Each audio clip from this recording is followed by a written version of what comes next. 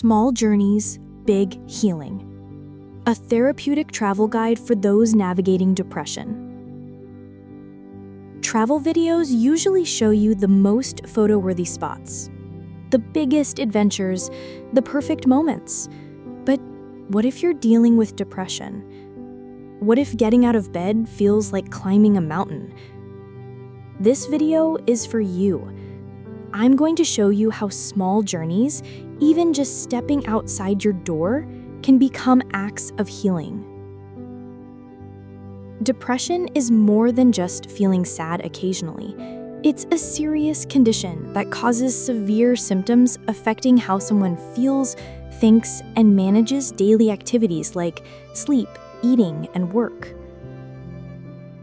Depression can impact anyone, regardless of age, gender, race, income, culture, or education level. While women are diagnosed more frequently, men also experience depression but may be less likely to recognize symptoms or seek help, leading to underdiagnosis. Research indicates that a combination of genetic, biological, environmental, and psychological factors contribute to depression. Life events can trigger depression, such as retirement or being laid off, the death of a loved one, divorce, money problems, medications, illnesses, alcohol use, being a caregiver, seasonal changes, and even the loss of a pet.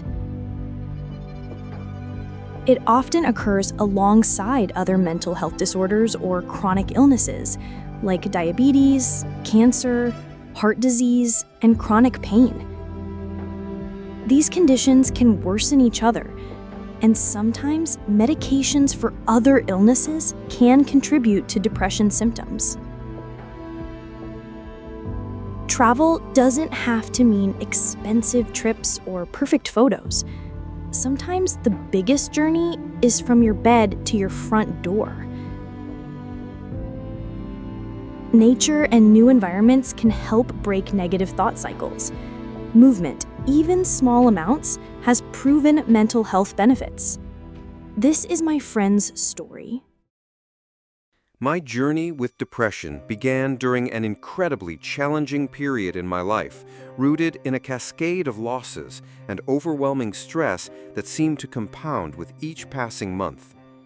The catalyst was losing my sister due to COVID, a grief that was made infinitely more complex by the heavy burden of guilt I carried. While she was struggling, I was trapped in the demanding cycle of working excessive hours on the midnight shift and my side business, which left me physically and emotionally drained. The isolation of those night hours, combined with the exhaustion that followed, created a barrier between me and the people I loved most, not to mention my wife and adult children that also needed me. I found myself unable to be present for my sister in the way she needed and in the way I knew I should have been as her sibling. This guilt became a constant companion, whispering reminders of postponed visits and conversations that would now never happen. The weight of what if and if only settled into my chest like a stone, making it difficult to breathe some days. As if this loss wasn't devastating enough, my world continued to crumble around me. I had a cousin pass away due to a heart attack. More guilt settled in because knowing her for more than 35 years and not keeping in touch like I should have weighed heavily on my soul. My parents, the pillars of stability in my life, were facing their own health challenges. Watching the people who had always seemed invincible become fragile and vulnerable added another layer of stress and anticipation of future loss. The worry was constant about their treatments, their comfort, their future, and my ability to care for them while managing my own grief and work demands. Then my uncle passed away. He had been another cornerstone in my life, someone I was deeply close to and who had played a significant role in my upbringing and adult life. Losing him so soon after my sister felt like the universe was systematically removing everyone I held dear. Then came the blow that nearly broke me entirely, losing my father. This wasn't just the loss of a parent, but the loss of a relationship that had shaped who I was as a person. My father and I shared a bond that went beyond the typical parent-child dynamic. He was my confidant, my source of wisdom, a business partner, and perhaps one of my closest friends. His death left a void that felt impossible to fill, and the grief was complicated by the regret of time lost to my demanding work schedule. Before I could even begin to process this monumental loss, the proximity of these deaths created a grief so overwhelming that it felt like drowning. Just when I thought I might surface for air, another wave would crash over me. My mother now needed cared for because she was diagnosed with dementia a few years before, so I moved into her house for about 6 months to be her caregiver. While I was doing this, friends and coworkers' parents were all passing away, funerals were every other week. The combination of these losses, the crushing guilt over my sister, the physical and emotional toll of my work schedule, and the rapid succession of deaths created the perfect storm for depression to take hold. What started as natural grief evolved into something much deeper and more persistent, a darkness that colored every aspect of my daily life and made even the simplest tasks feel insurmountable. The stress of trying to manage everything while processing such profound loss eventually overwhelmed my ability to cope, leading me into a depression that would require time, support, and likely professional help to overcome. Then I had a physical blow to my body. I had a massive heart attack. Unbelievable to me at the time, I wasn't sure after the doctor told me that it was a confirmed heart attack that I was going to recover. Watching my heartbeat on the monitors, and then my heart stopped. I died. Wow, the doctors paddled me back to life. How crazy was that? I do not have the words to express my entire life experience at this moment, but I can tell you how I recovered. Depression has a way of making everything feel like your fault, like you're weak, broken, or fundamentally flawed. But when I began to understand that what I was experiencing had a name, symptoms, and most importantly, was treatable, it probably shifted something fundamental. I moved from being a victim of mysterious suffering to someone who could identify the enemy and fight back.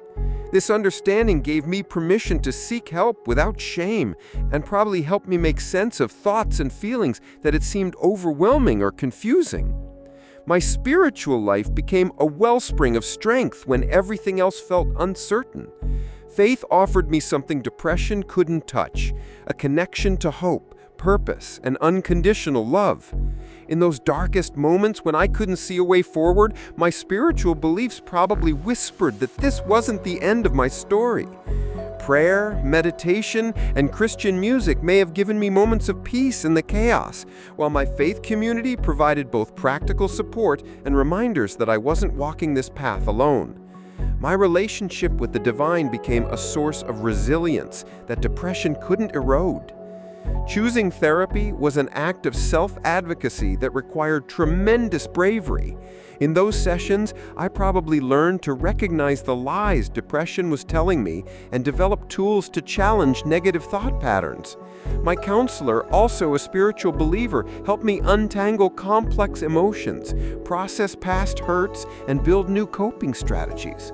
Most importantly, he believed in my capacity to heal even when I couldn't believe it myself, holding hope for me during the times I couldn't hold it for myself. Leaning on my family and friends took vulnerability and trust, allowing them to see me while struggling and accepting their support. My loved ones became mirrors reflecting back my worth when depression made me feel worthless. They celebrated small victories, sat with me in dark moments, and reminded me of who I am beyond what I was going through.